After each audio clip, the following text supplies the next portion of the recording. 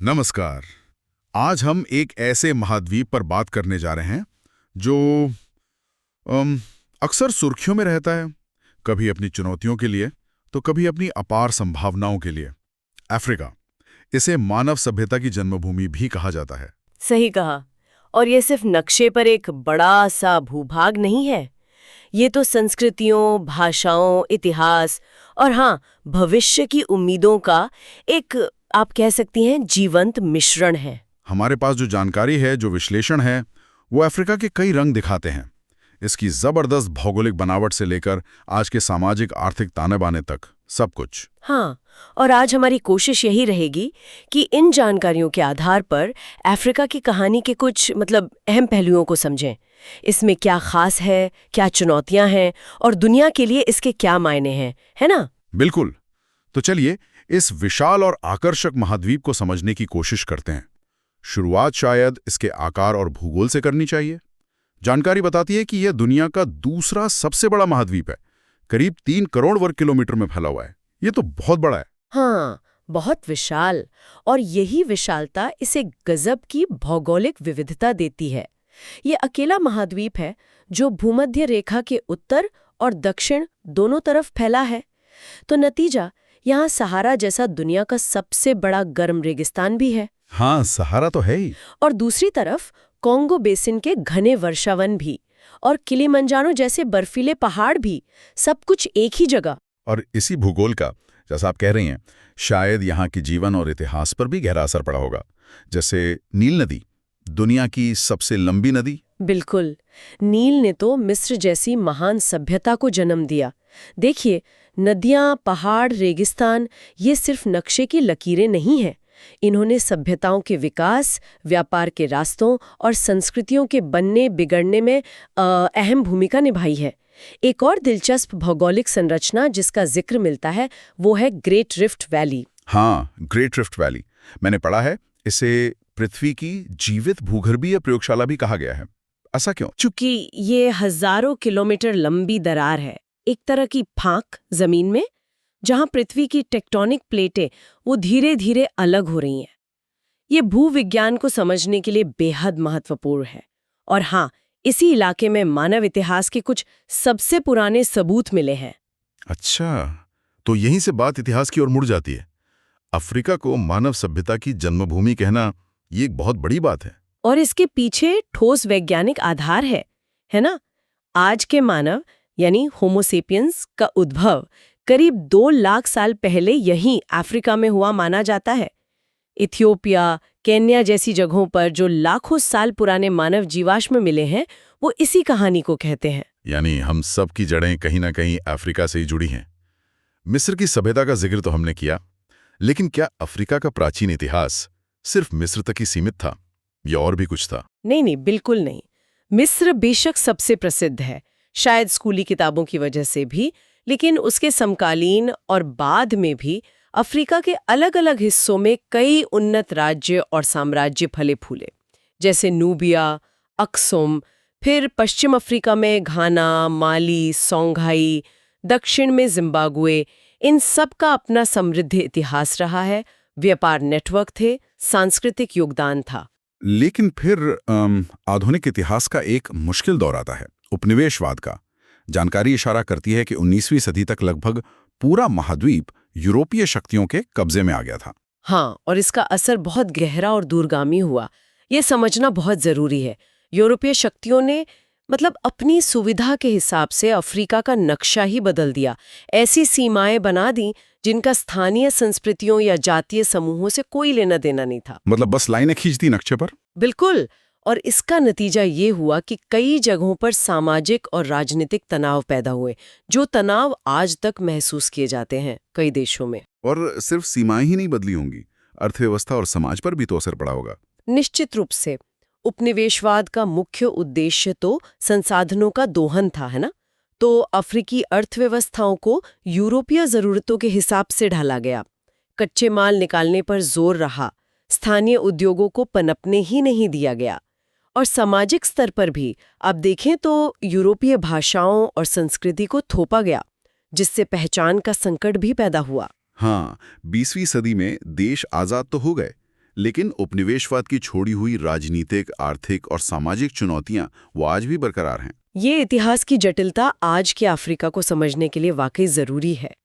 अब अगर आज की तस्वीर देखें तो अफ्रीका की आबादी लगभग 1.4 अरब है। दुनिया की आबादी का करीब 17%, और ये आबादी बहुत युवा है। ये बात बार बार सामने आती है। हाँ, ये अफ्रीका की एक बहुत बड़ी खासियत है और कह सकते हैं एक ताकत भी। कई देशों में तो आधी से ज्यादा आबादी 25 साल से कम उम्र की है। ये भविष्य के लिए एक विशाल मानवीय क्षमता है। लेकिन हाँ, इसके साथ शिक्षा, रोजगार और स्वास्थ्य जैसी चुनौतियां भी जुड़ी हैं। और भाषाओं की बात करें तो कहते हैं यहाँ 3000 से ज्यादा भाषाएं बोली जाती हैं। ये विविधता तो कमाल की है ना? ये अफ्रीका की सांस्कृतिक समृद्धि का आईना है। अरबी, स्वाहिली, हौसा, यूरोबा, जुलू, अम्हारिक जैसी कई प्रमुख भाषाएं हैं और इनके साथ ही हजारों स्थानीय बोलियां। इसी तरह धर्म में भी विविधता है। इस्लाम और ईसाई धर्म प्रमुख हैं, लेकिन पारंपरिक अफ्रीकी आस्थाओं का भी महत्वपूर्ण स्थान है। और संस्कृति की बात चलती है तो अफ्रीकी संगीत और नृत्य का ख्याल आता है। उसकी ऊर्जा तो दुनिया भर में महसूस की जाती है। बिल्कुल। संगीत, नृत्य, कला, लोक कथाएं, ये सब अफ्रीकी जीवन के जैसे अभिन्न हिस्सा हैं। लेकिन संस्कृति सिर्फ कला तक ही सीमित नहीं है ना? ये लोगों के आपसी रिश्तों और समाज की बनावट में भी झलकती है। जी। जैसे उबुंटू का दर्शन, जिसका जिक्र अक्सर होता है। उबुंटू, हाँ मैंने सुना है। इसका मतलब क्या है? ठीक। इसका मोटा मोटा मतलब है, मैं हूं क्योंकि हम हैं। ये सामूहिकता पर, आपसी जुड़ाव और जिम्मेदारी पर जोर देता है। मैं हूं क्योंकि हम हैं। ये दर्शन तो आज की भागदौड़ भरी दुनिया में बहुत प्रासंगिक लगता है। अब जरा अर्थव्यवस्था पर आते हैं। एक तरफ तो कहा जाता है कि अफ्रीका प्राकृतिक संसाधनों से माला माल है। सोना, हीरे, तेल, गैस, कोबाल्ट, प्लैटिनम, लिस्ट बहुत लंबी है। ये सच है। अफ्रीका में दुनिया के खनिज भंडार का एक बड़ा हिस्सा मौजूद है। लेकिन यहीं पर एक विरोधाभास भी नजर आता है, जिसे अक्सर रिसोर्स कर्ज या संसाधन अभिशाप कहा जाता है। मतलब इतनी दौलत के बावजूद महाद्वीप का बड़ा हिस्सा गरीबी और आर्थिक पिछड़ेपन से जूझ रहा है। ऐसा क्यों है, ये समझ नहीं आता। क्या इसकी वजह सिर्फ वो ऐतिहासिक कारण है जिनकी हमने बात की, या कुछ और भी है? देखिए, वजहें जटिल हैं और कई पड़ते हैं उनमें। एक तो औपनिवेशिकवाद की विरासत है ही। उसने ऐसी आर्थिक संरचनाएं छोड़ी जो आत्मनिर्भर विकास के लिए अनुकूल नहीं थीं। फिर आज़ादी के बाद भी राजनीतिक अस्थिरता, भ्रष्टाचार, कई देशों में गृह युद्ध, इन सब ने देशों को पीछे धकेला। बुनियादी ढांचे की कमी, जैसे सड़कें, बिजली, बंदरगाह, ये भी एक बड़ी बाधा है। इसके अलावा वैश्विक व्यापार की शर्तें भी अक्सर अफ्रीकी देशों के पक्ष में नहीं होती। वे कच्चे माल के निर्यातक तो बन जाते हैं, लेकिन तैयार माल के लिए दूसरों पर निर्भर रहते हैं। लेकिन क्या तस्वीर पूरी तरह निराशाजनक ही है? क्या कोई उम्मीद नहीं है? कुछ देश तो तेजी से आगे बढ़ भी रहे हैं। ना, बिल्कुल गलत होगा। बिल्कुल नहीं। कई देशों ने पिछले कुछ दशकों में अच्छी खासी प्रगति की है। दक्षिण अफ्रीका, नाइजीरिया, केन्या, घाना, इथियोपिया, रवांडा जैसे देशों की अर्थव्यवस्थाएं बढ़ रही हैं। टेक्नोलॉजी, खासकर मोबाइल और फिनटेक, वो एक बड़ा बदलाव ला रही है लोगों के जीवन में। कृषि, जो आज भी करोड़ों लोगों की आजीविका का आधार है, उसमें भी सुधार की काफी गुंजाइश है और प्रयास भी हो रहे हैं। और हाँ, यहाँ के वन्य जीवन का भी जिक्र जरूरी है। सेरेंगेटी, मसाई मारा जैसे नाम सुनते ही शेर, हाथी, जिराफ की तस्वीरें जहन में आ जाती हैं। बिल्कुल। अफ्रीका का वन्य जीवन तो दुनिया की एक अनमोल धरोहर है। ये विशाल राष्ट्रीय उद्यान और सवाना के मैदान अद्भुत जैव विविधता को सहेजे हुए हैं। और हाँ, पर्यटन भी कई देशों की अर्थव्यवस्था का अहम हिस्सा है इसी वजह से। लेकिन यहाँ भी चुनौतियां कम नहीं लगती। जलवायु परिवर्तन की बातें होती हैं, अवैध शिकार, मानव वन्यजीव संघर्ष, ये सब खबरें भी तो आती रहती हैं। हाँ, और ये बहुत गंभीर खतरे हैं। जलवायु परिवर्तन से सूखा और बाढ़ बढ़ रहे हैं, जिसका असर खेती पर भी है और आम जीवन पर भी। कीमती जानवरों का अवैध शिकार, वो तो एक संगठित अपराध बन चुका है। तो इन प्राकृतिक खजानों को बचाना एक बहुत बड़ी जिम्मेदारी है, जिसके लिए स्थानीय समुदायों और अंतर्राष्ट्रीय सहयोग दोनों की जरूरत है। एक और अहम मुद्दा है शिक्षा और स्वास्थ्य का। जिक्र है कि कई जगहों पर इनकी स्थिति अभी भी चिंताजनक है। हाँ, खासकर ग्रामीण और दूर दराज के इलाकों में वहाँ गुणवत्तापूर्ण शिक्षा और स्वास्थ्य सेवाओं की पहुंच अब भी एक चुनौती है। हालांकि साक्षरता दर बढ़ाने और शिशु मृत्यु दर घटाने में प्रगति तो हुई है, लेकिन अभी लंबा रास्ता तय करना है। मलेरिया, HIV, एड्स जैसी बीमारियां अभी भी बड़ा बोझ है, हालांकि इनके नियंत्रण में भी काफी काम हुआ है। तो कुल मिलाकर जो तस्वीर उभर रही है वो काफी मिली-जुली है। चुनौतियां बहुत हैं, इसमें कोई शक नहीं, लेकिन संभावनाएं भी कम नहीं हैं। इसी संदर्भ में अफ्रीका को 21वीं सदी का महाद्वीप या उभरता हुआ महाद्वीप कहा जा रहा है आजकल। इसके पीछे क्या तर्क है? इसके कई ठोस कारण हैं। पहला, जैसा हमने पहले भी कहा, युवा आबादी। ये एक डेमोग्राफिक डिविडेंड है, अगर इस युवा शक्ति को सही शिक्षा और रोजगार मिले तो। दूसरा, शहरीकरण बहुत तेजी से बढ़ रहा है। इससे नए बाजार और अवसर पैदा हो रहे हैं। तीसरा, टेक्नोलॉजी का प्रसार, खासकर मोबाइल कनेक्टिविटी और डिजिटल पेमेंट सिस्टम, ये अभूतपूर्व बदलाव ला रहा है।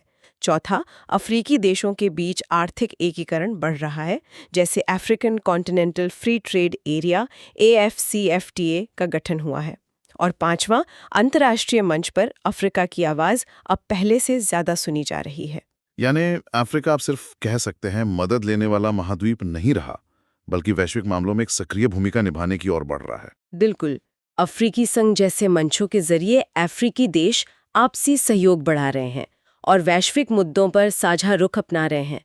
दुनिया को भी अब ये एहसास हो रहा है कि अफ्रीका की स्थिरता और तरक्की वैश्विक शांति और समृद्धि के लिए जरूरी है। अब देखिए, यहाँ निवेश बढ़ रहा है।